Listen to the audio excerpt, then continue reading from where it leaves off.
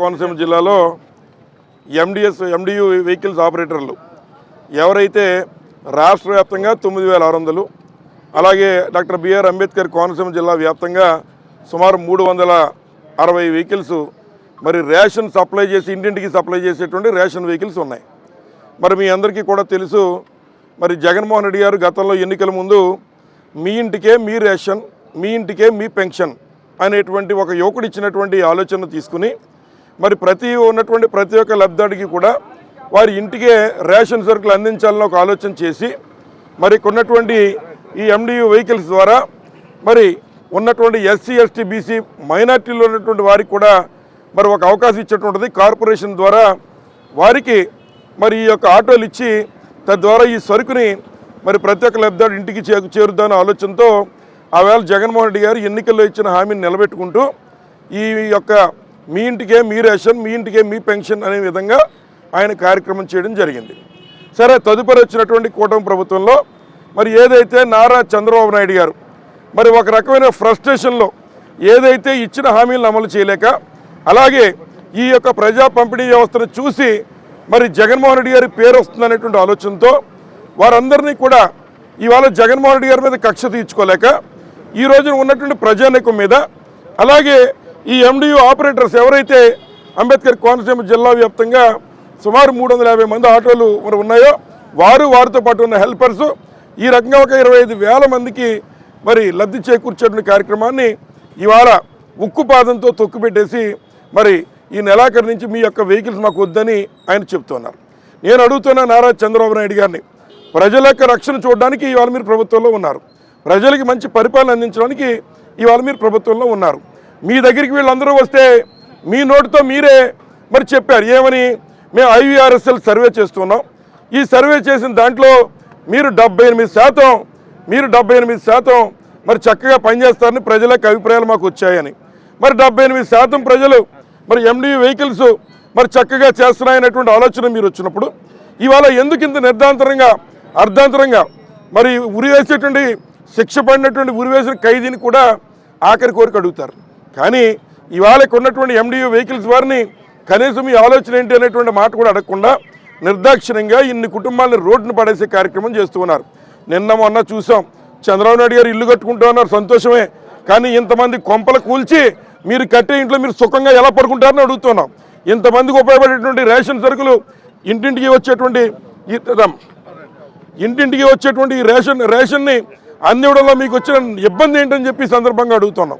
ముఖ్యంగా మరి మనందరికీ తెలుసు, ఎస్సీ ఎస్టీ బీసీ వర్గాల వారికి మనం చక్కగా స్కీముల ద్వారా వారిని ప్రోత్సహించే కార్యక్రమాలు చేస్తూ ఉంటాం.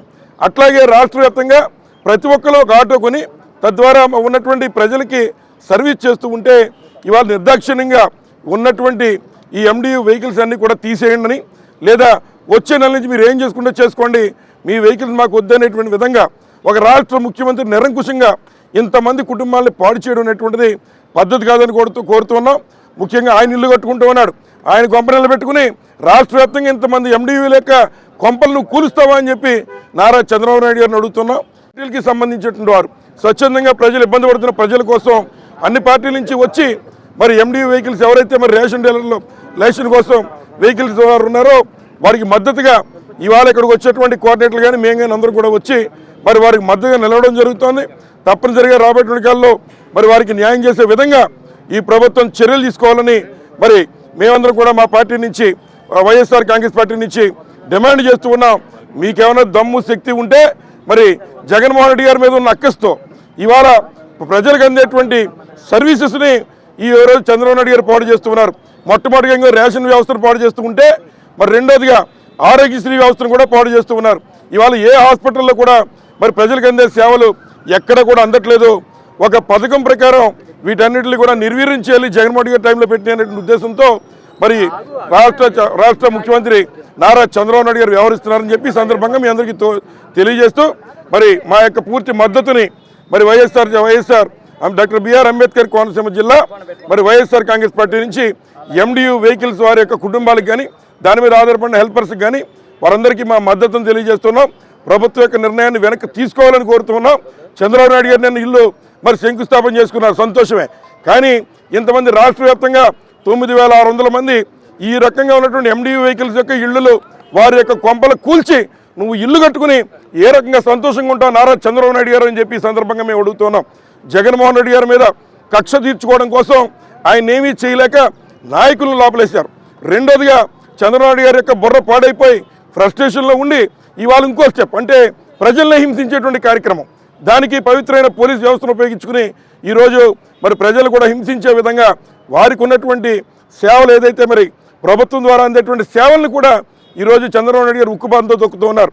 రెండోది ఆయనే చెప్పారు ఏమనంటే ఎండిఓ ఆపరేటర్లు అందరూ కూడా ఎలక్షన్లు అయిన తర్వాత వెళ్ళి ఆయన కలిస్తే మీ పట్ల ప్రజలు సంతృప్తిగా ఉన్నారు, 78% మేము చేసిన సర్వేల్లో ఇవాళ ప్రజలు మీకు మద్దతు పలుకుతున్నారు, కాబట్టి మీ సర్వీసెస్ మేము కొనసాగిస్తామని చెప్పి ఇదే నారా చంద్రబాబు నాయుడు గారు ముఖ్యమంత్రి హోదాలో చెప్పి ఈ రోజున మళ్ళీ మీ అందరి వల్ల జగన్మోహన్ రెడ్డి గారికి పేరు వస్తుంది, ఈ వ్యవస్థ జగన్మోహన్ రెడ్డి గారు పెట్టారు కనుక ప్రజలు ఇబ్బంది పడినా పర్లేదు, మరి ఎంతమంది ఇబ్బందులు పడినా మాకు పర్వాలేదు, మేము జగన్మోహన్ రెడ్డి గారి పేరు మీద ఇది ఉంది కనుక మేము ఈ యొక్క సేవను తీసేస్తామని ఈరోజు ఒక రాష్ట్ర ముఖ్యమంత్రిగా మరి మీరు చెప్తూ ఉన్నారంటే మీ విజ్ఞతగా వదిలిపెడుతూ ఉన్నాం. ఇది మన ఉరిశిక్ష వేసేవాడు కూడా ఆఖరి కోరిక అడుగుతారు సార్.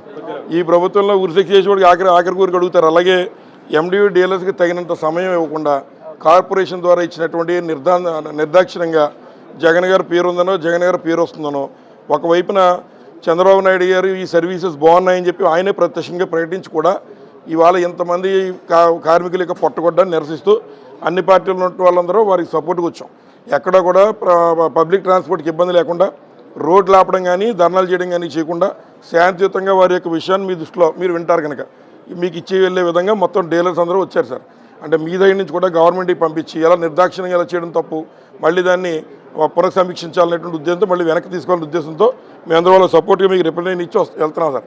అక్కడే రోడ్డు ఆపే కార్యక్రమం చేయొచ్చు, కానీ చేయట్లా, మీకు ఇచ్చిన గౌరవం అది. మేము ఏం చేద్దంటే రోడ్లు ఆపి చేసి పబ్లిక్ ట్రాన్స్పోర్ట్ ఇబ్బంది పెట్టకూడదని మా ఆలోచన. అంచేత ఇప్పటికైనా వీళ్ళ యొక్క న్యాయమైన సమస్యని ప్రభుత్వం దృష్టికి తీసుకెళ్ళాలి. ఎప్పటికప్పుడు తాజా సమాచారం కోసం మా ఛానల్ ను సబ్స్క్రైబ్ చేయండి, లైక్ చేయండి, షేర్ చేయండి.